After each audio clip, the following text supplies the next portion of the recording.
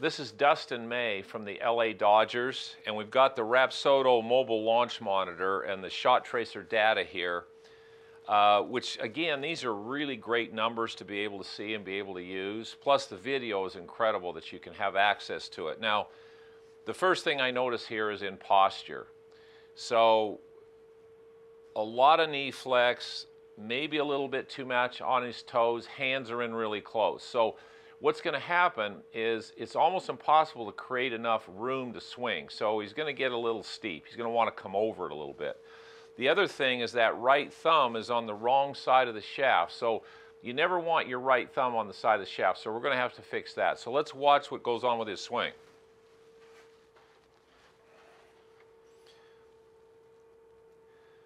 So as the club starts back, you can see his right leg starts to straighten. Well, it was a little too bent to start with, and you see that right thumb on the side of the shaft. That's going to tend to cause you to push, so you're not going to load the club correctly, and the left wrist gets way too cupped. So that's going to be a function of what that thumb's doing. Again, from all of that bend, when you go up to the top, when you finally come down into the ball, your body tends to move up into the ball. Now the up isn't bad if it's away, but when up moves you closer to the ball, then we've got a problem. So we've got to work a little on the posture, a little on the grip, and then a little bit of where are we trying to go with our weight as we hit the ball? What are we trying to do with the force in our body?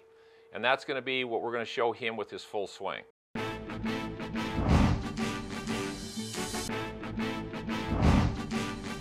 A couple of things. First, take a look at your grip.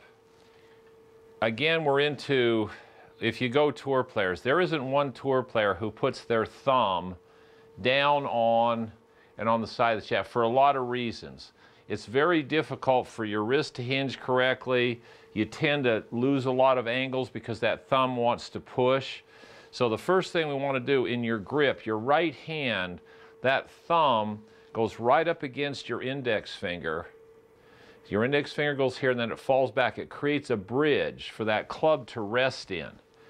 Now that's a very important thing because then your right wrist can work exactly like you're throwing a baseball, and it can work like this, and then that little bridge has support of the club. So the club isn't floating around your hand. As soon as that thumb gets here, there's a lot of pushing. The club tends to get really steep. You tend to get out because you're not allowing the weight of the club to make your wrist work correctly. So the first thing, we got to get that thumb on the side of the shaft.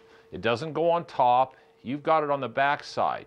It goes across and over on the other side, but your thumb and your index finger are touching, so it creates a bridge like a pool cue. So that's step number one.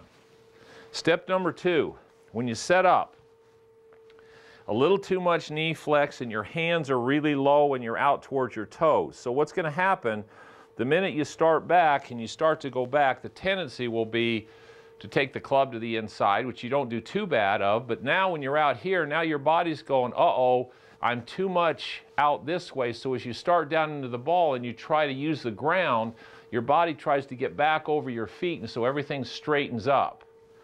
So when we set up to the ball, let the weight of the club drop. The club shaft should be aimed at your belt buckle or above it. The lower your hands get, your hands are going to work up. That's going to happen. So move them up a little bit, stand a little taller, and sit more back into the center of your feet. So now when you take the club away, now you're a lot more balanced, and there's a lot more space in here for you to swing your arms into.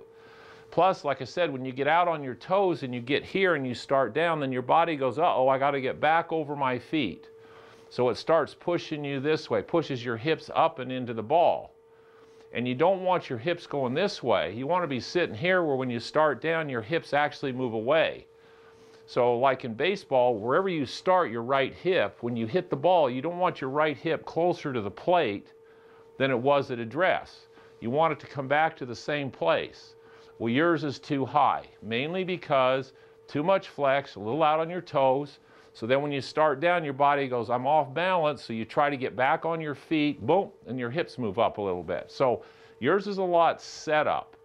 And then your hips can move away and you can stay away from the ball. That makes it a lot easier to swing and to create a lot more speed. Get the grip, get the setup on balance, you're going to hit a lot more good shots.